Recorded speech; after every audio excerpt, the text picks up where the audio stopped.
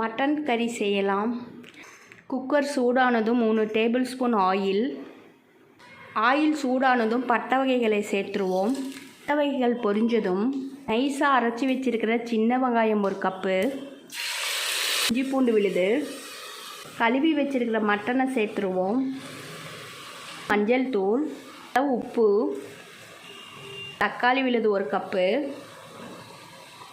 3 நிமிஷத்துக்கு ஆயிலே நல்லா குக் பண்ணியாச்சு. மட்டன் மசாலாலாம் பச்சை வாசனை போகிற வரைக்கும் நல்லா வதக்கி விட்டாச்சு. தேங்காய் விழுது 1/2 கப்பு, தண்ணி நல்லா கலந்து விட்டாச்சு.